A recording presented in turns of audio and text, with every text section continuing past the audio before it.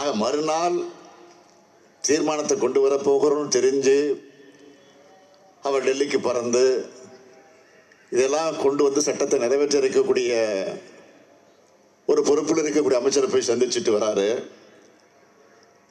ஆக அந்த கட்சியை சார்ந்தவங்க என்ன செய்வதுன்னு முழிக்கிறாங்க. தீர்மானம் வருது சட்டமன்றத்தில். ஏற்கனவே சிறுபான்மை சமுதாயத்தை சார்ந்தவங்க, குறிப்பாக இஸ்லாமிய சமுதாயத்தை சார்ந்தவங்க நம்ம மொத்தமாக புறக்கணிச்சுக்கிட்டு இருக்கிறாங்க. அதனால தான் அந்த கட்சியோட தொடர்பு வேண்டாம்னு நம்ம ஏற்கனவே அறிவிச்சிருக்கிறோம். இருந்தாலும் இன்னைக்கு போய் டெல்லியில் போய் இந்த நிலைமை ஏற்பட்டுடுச்சு. இப்போ என்ன செய்கிறது? இந்த தீர்மானத்தை ஆதரிக்கிறதா வேண்டாமா? சட்டமன்றத்தில் காட்சியெல்லாம் பார்க்குறோம். ஒருத்தர் முகத்தை பார்த்துக்கிறாங்க. வெளியில் போகிறாங்க, யார்கிட்ட ஃபோனில் பேசிட்டு வராங்க. என்ன செய்யறதுன்னு முடிவெடுக்க முடியாது, திணறாங்க. திணறுகிற போது நான் சொன்னேன், அவங்க பேசுனாங்க. அதுக்கு பிறகு ஒவ்வொரு ஊக்கு சப்பன்னு சொல்லுவாங்களோ அது மாதிரி ஆதரித்து நான் கொண்டு வந்த அந்த தீர்மானத்தை ஆதரித்து பேசினாங்க. நான் உடனே அதுக்கெல்லாம் நன்றி சொல்லி பேசினேன். பேசுகிற போது சொன்னேன், இதே அவையில் ஏற்கனவே இருமொழி கொள்கை பிரச்சனை பற்றி நாம் பேசினப்போ மும்மொழி கொள்கை வேண்டாம், இருமொழி கொள்கை தான் தமிழ்நாட்டுக்கு தேவைன்னு ஒரு தீர்மானத்தை கொண்டு வந்து நம்ம பேசணும். பேசினப்போ நான் சொன்னேன், டெல்லிக்கு போயிருக்கிறாரு ஒருத்தர், அந்த செய்தி எனக்கு கிடைச்சிருக்கு. யாரை சந்திக்க போகிறாருன்னு அந்த செய்தியும் கிடைச்சிருக்கு. போகிறப்போ அவர் சந்திக்கிறப்போ எது வேணாலும் பேசுங்க, நான் வேண்டான்னு சொல்ல. நீங்கள் கூட்டணி அமைக்கிறீங்களோ அமைக்கல, அது உங்கள் பிரச்சனை, உங்கள் சொந்த பிரச்சனை, உங்கள் கட்சி பிரச்சனை, அது எனக்கு சம்மந்தம் இல்லை. ஆனால் தமிழ்நாட்டு பிரச்சனையாக இருக்கக்கூடிய இருமொழி கொள்கையை பற்றி கொஞ்சம் வலியுறுத்தி பேசிட்டு வாங்க. நீங்கள் இங்கே ஆதரிச்சா மட்டும் பத்தாது, பேசிட்டு வாங்கன்னு நான் சொன்னேன். அவரும் பேசிட்டு மறுநாள் சென்னைக்கு திரும்பி இருக்கிறாரு. விமான நிலையத்தில் நிருபர்கள் கேட்டிருக்கிறாங்க, இருமொழி கொள்கையை பற்றி பேசுனீங்களான்னு. இருமொழி கொள்கை பற்றி அழுத்தமாக பேசினேன் அப்படின்னு சொல்லியிருக்கிறாரு. நன்றி. தமிழ்நாட்டு மக்களின் சார்பில் நான் அவருக்கு நன்றி சொல்லுகிறேன். அதே போல இந்த வக்ஃப் போர்டு பிரச்சனை பற்றியும் நீங்க பேசணும்.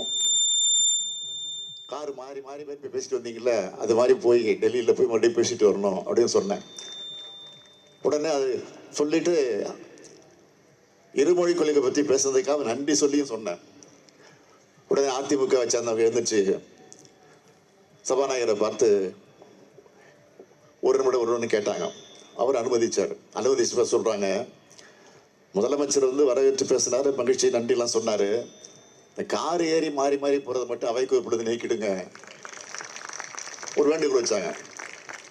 நானும் உடனே எழுந்திரிச்சு சொன்னேன், அது ஆதாரத்தோடு பத்திரிகையில் வந்திருக்கு, தொலைக்காட்சி வெளியிடப்பட்டிருக்கு, அதை வச்சுதான் சொன்னேன் தவிர வேற எந்த யோகத்திலையும் சொல்லலை.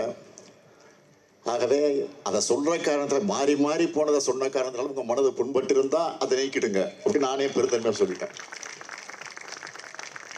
எதற்காக சொல்றேன்னா, இப்படி பயந்து அஞ்சு நடுங்கி இருக்கக்கூடிய ஒரு நிலையில தான் எதிர்கட்சி இன்றைக்கு செயல்பட்டுக்கிட்டு இருக்கு.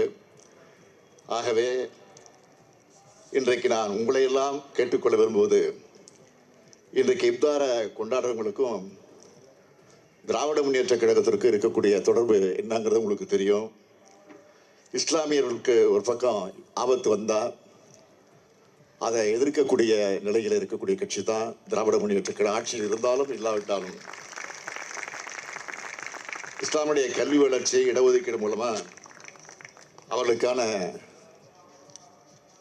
இடஒதுக்கீடு மூலமா அவங்களுக்கு கிடைக்கக்கூடிய சமூக நீதி இதெல்லாம் கிடைப்பதற்கான எல்லா முயற்சிகளும் இன்றைக்கு இந்த ஆட்சி ஈடுபட்டு கொண்டிருக்கிறது. நேரம் ஆகிவிட்டது, 6:24 ஆகிவிட்டது. என எதற்கவே நான் பேசுவது முறையாக இருக்காது. எனவே நானும் உங்களோடு சேர்ந்து இந்த இனிய விழாவில் பங்கேற்பதில் மகிழ்ச்சி அடைந்து உங்கள் அனைவருக்கும் மீண்டும் என்னுடைய வாழ்த்துக்களை தெரிவித்து என் உரையை நிறைவு செய்கிறேன். நன்றி, வணக்கம்.